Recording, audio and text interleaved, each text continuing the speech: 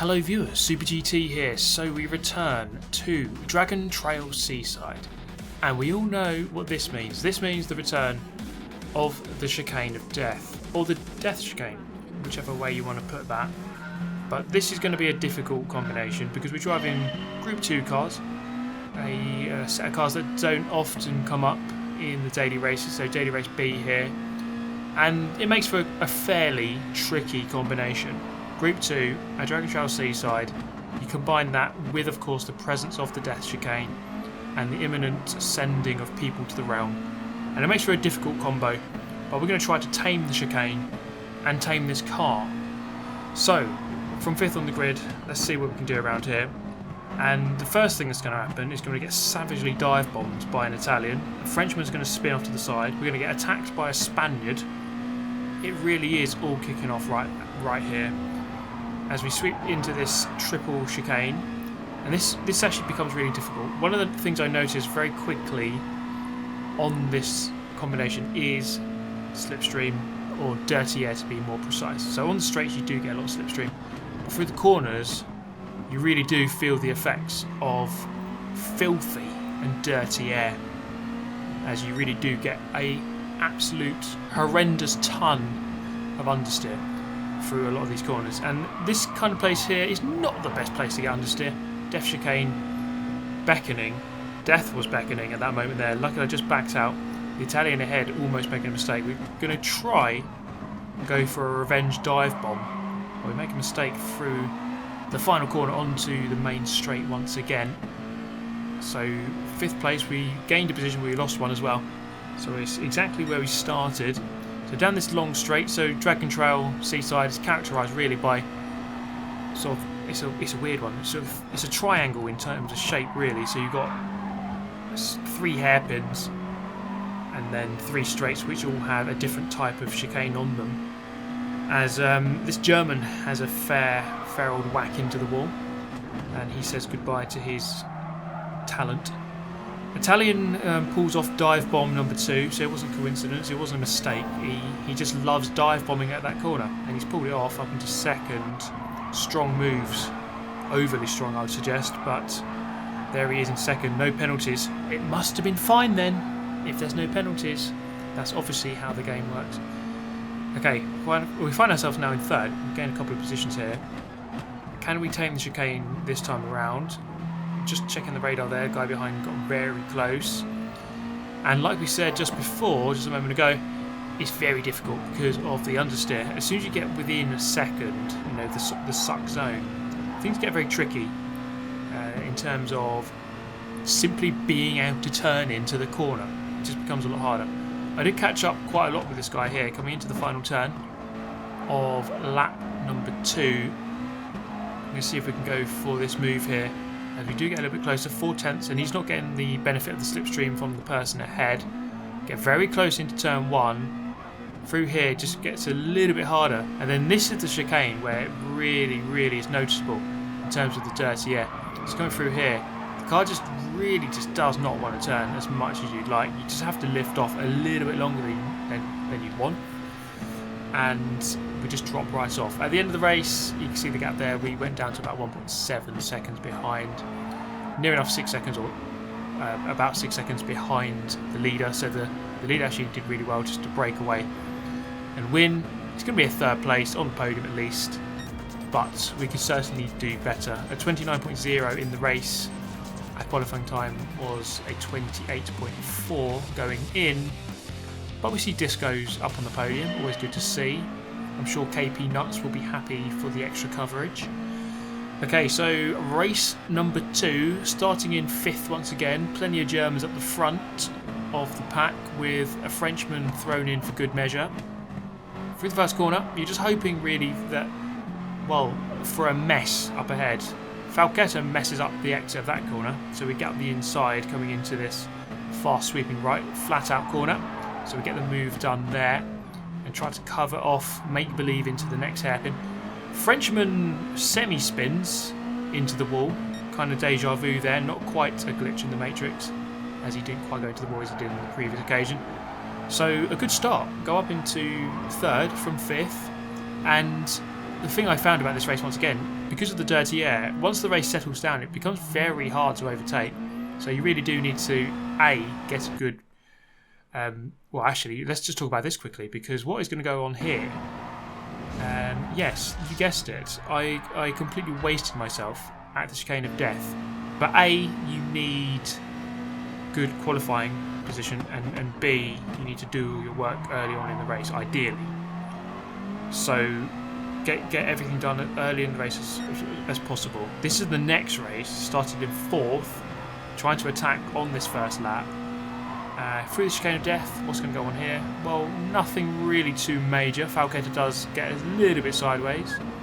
He defends the left-hand side. We're going to try to go for the inside into the final corner, and we're going to get it done as we slowly creep our way through on the inside up into 3rd. Okay, so later on in the race, still in 3rd but catching up with 2nd. Now coming through here, can you guess what's going to happen on this occasion? Given that it's the Chicane of Death, yes, that's right, he's going to absolutely get murdered. We can watch that again in slow-mo, just for the benefit of every viewer here. And yes, the classic bottle at the Chicane of Death. The Shadow Realm population grows every day, and unfortunately, that included me.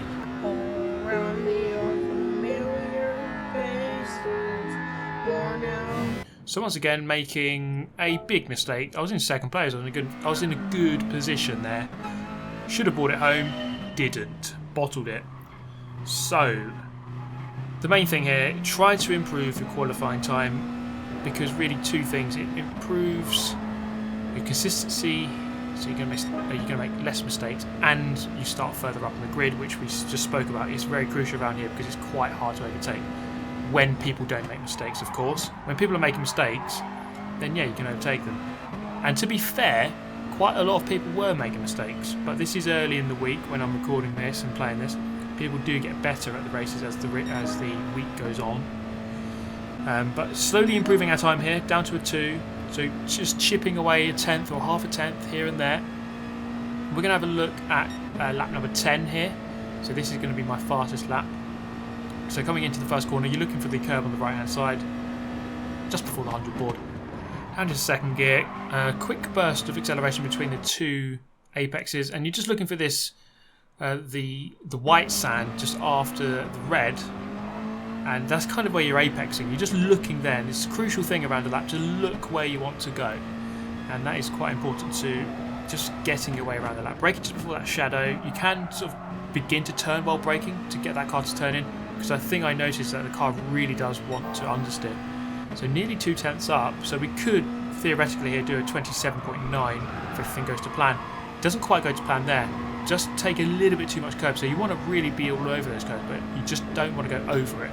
And I just went a tiny bit too far over that on that occasion there, in the first curb.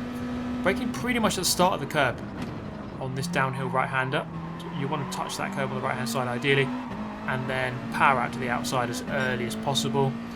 Now coming through the Chicane of Death, this is actually flat out, so you just have to be quite committed. So turning quite early and then just make the most of the curb. So you kind of just forget about the curb, just really get close to the wall, just make the most of the curb, just go all over it and get as close to the wall as you can. Braking just before the curb there, so a lot of these occasions here, a lot of the braking points are on the ends of curbs, so it makes it quite easy. So we surrendered nearly 2 tenths on a lap. I am going to improve on 28.2. It's going to be a 28.195. Could have done a 27 though, and that was proven here by the optimum split. So you just look at your split time. So the green tells you that was your best split. So I only did the first split, the best on my best lap. And if I had done all the best splits in one lap, it would have been a 27.999. So I could have gone 2 tenths quicker. That would have only put me 2nd on this grid rather than 3rd that I currently am. But let's see what we could do from 3rd. So it's a little bit better. If I had stayed with the 0.4, the 28.4, I would have been a little bit further back here. So of course you stand a much better chance of having a better result by starting in the front. That kind of goes without saying. Let's see what we can do here. We've got the Swedish guy behind in the Honda NSX, and I will try out a different car later in this video. But the Honda NSX isn't one that I would normally go for. It has worked. It can work in Group 2. And normally when the Nissan Alltech 2016 car is the best car, the Honda can often give it a very good challenge. But I think around this track here, you really do need all of the sort of acceleration and exit speed from the corners. That is really crucial around this circuit. And that Honda is just so oversteery. It just makes it really difficult to get out of the corners smoothly. So, the German ahead going for a semi-bottle, got up into second. The Spaniard ahead really fast though. He set a 24.7, I think it was. No, sorry, 27.7, 24. That's absolutely ridiculous speeds. 27.7 in qualifying. And he's kind of showing his pace here by breaking away very early. Just trying to break the attention here of the Swedish guy behind. And he actually makes a very big mistake at, again, the chicane of death. So he didn't quite tame the chicane and he drops down to fourth. So really, at the front now, I've got a nice 2.4 second cushion to the guy in third. And it's really a case of just trying to keep up with the Spanish guy. But by the end of the race, you can see here, he was just too quick. Couldn't do it. I did do a 28.5 in the race, so fairly good speed in the race. The Spanish guy did a 27.9, so really, really fast time. Only 2 tenths away from his actual personal best. So fair play to him. Very, very quick driver. And he proved that in that race. So, finally, I had a chance to win a race. It took a fair amount of time, but this is what happens when you play the game in the middle of the day. People are at work. That's, I suppose, the benefit of being a YouTube content creator. You can just do it in the middle of the day and race against a lesser stacked opposition. As we start on pole position, courtesy of no good people turning up. Sorry to anyone in this race. Just dissed you completely. Myself included, I suppose. So from pole position, it's really a case of just trying to, again, break away from the group and just making sure that we don't get attacked, essentially. So through this corner, we got attacked on the first race by a feisty Italian who went for a dive bomb. But on this occasion, the Swedish guy a little bit more calm and not really going for a dive bomb off the Millennium. 2 wheels over that curb and just sort of chucks you out. It just throws you wide, really, if you do that. So you don't really want to get over that curb.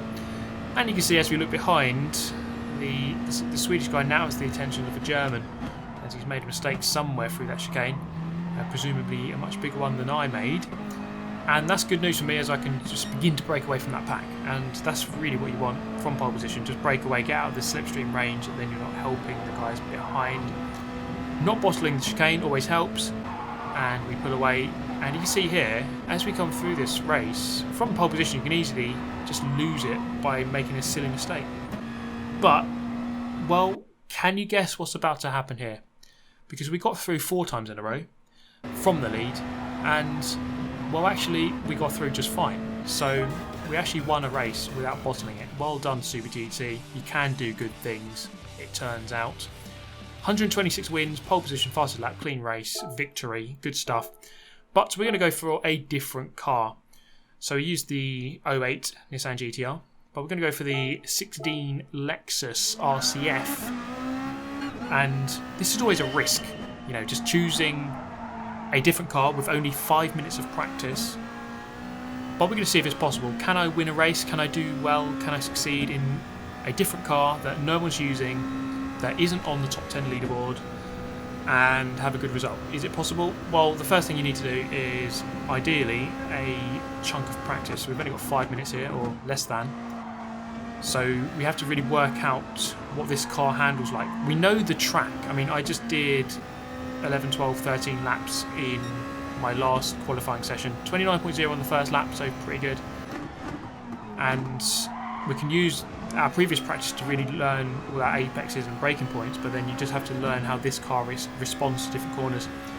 So on this occasion here, we sort out our first chicane, 2 tenths up on our 29.0. Come through here, and still about 2 tenths. Actually, no, improving to about 3 tenths. By this point here, still a quarter of a second up. Through the chicane of death, the car actually handles quite nicely. It's quite a stiff car, but it actually can be quite good in some senses through some corners, especially with the chicane of death. You want stability. And by this point here, nearly half a second up on the 29.0. Just lose a little bit of speed through the middle of the corner. But let's see how this car is going to perform. is going to be a mid 28 as we cross the line, 28.5, just shy of a 6. So if we could do that kind of pace in the race, that's not too bad, because that's kind of what we were doing in the Nissan GTR 08. So then, let's see if we can do it from pole position. So thankfully no one good turned up again, and myself included. So let's see if we can hold them off and go for a win in something different. Always good to try to win in a different car, just to confuse all of your opponents who are presumably trying to work out what the best car is, and then they see this car win and they think, oh, maybe that car's better, and then they start using it maybe, and then it turns out it's actually not that good. But this car, I felt like it's probably a couple of tenths off compared to the 08 Nissan, I would say. Just a few tenths. Not a huge gap, but it is definitely slower. So the Swedish guy behind, he's actually not bottled it on this occasion just yet. So we do have some company for this race. So sweeping through here, we're going to take a look behind. He's still there. He's in the slipstream range. Going down towards the hairpin. Braking just at the start of that curve. Or just after, I'd say. Go a little bit, actually I was going to say a little bit wide, but actually we clip that Apex quite nicely and get on the power nicely as well. Powering out to the outside.